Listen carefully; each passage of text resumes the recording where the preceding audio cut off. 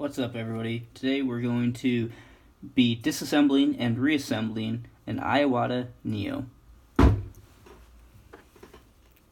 So, it's pretty standard airbrush, not too crazy.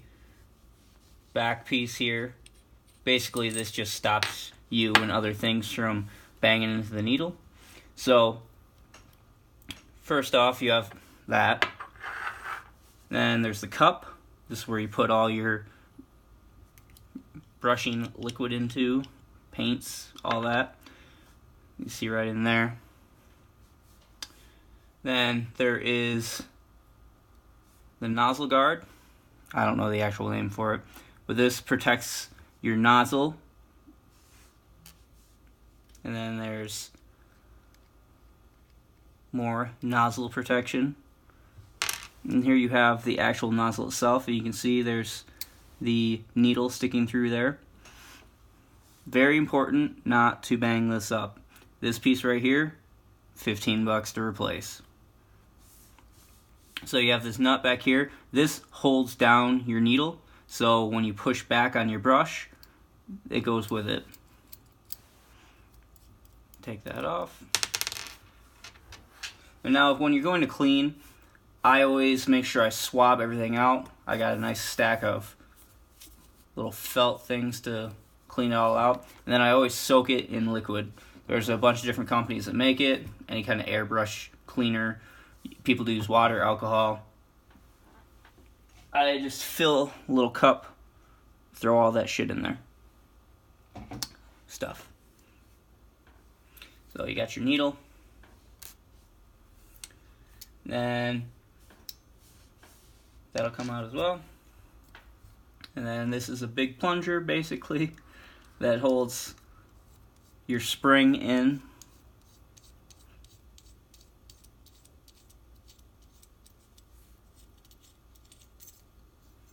You pull that out, then you have your spring, and then this holds, sits right in there and helps move your trigger. And then all you're left with is the husk, basically.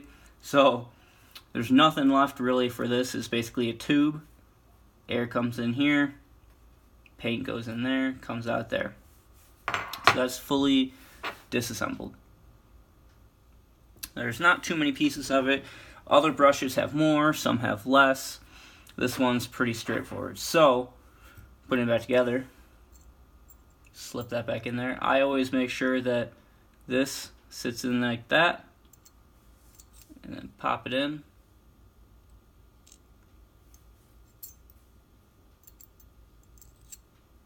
You can go in a few different ways. Make sure you have it facing the right way.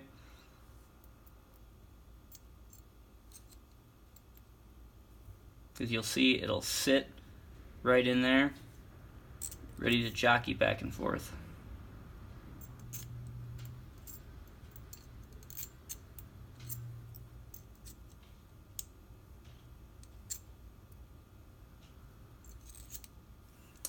There you have the proper thing. So if you see right here, once the spring's in there, this will push back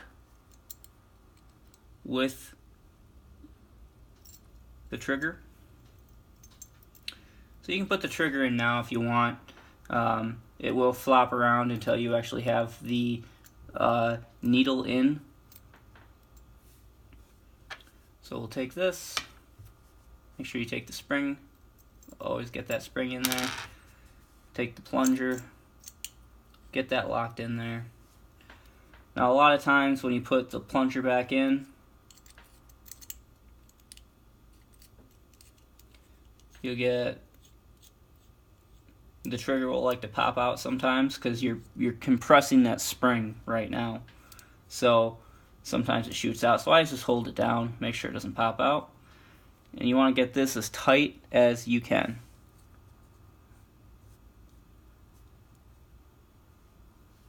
Alright, I can't really turn that anymore. Spring's in there, trigger's working. See how it likes to pop out? So, take the needle, make sure it's all nice and clean. You don't want any debris on it. Make sure your trigger's down. stick her in there. You will get a little bit of pushback, not too much, but don't be afraid to put it in there, but also make sure you're gentle with it, because you don't want to ram it in there and mess up your nozzle or the tip of the needle, because if your needle's bent, the paint's not going to come out right, and if your nozzle's bent, paint's not coming out at all.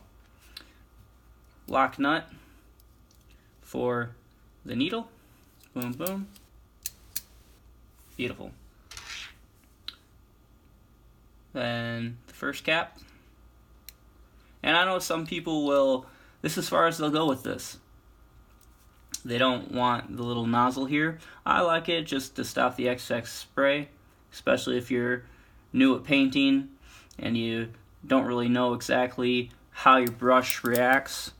This one, for me, I usually run it wide open and you can get a decent spray. So I like having a little cone on there. It helps it from going everywhere. It concentrates the blast a little bit more. Put your paint cup on. Make sure your paint cup has a nice washer on it that is tight, airtight seal, because you'll be pushing air from here to here. So if your cup's not sealed down, if any of this is not sealed down, you're going to have air and paint coming out the sides. Lastly, a lot of people, once you know how to do your brush and you really want to fine tune everything, they keep this off. I put it on there for now, just because. Why not?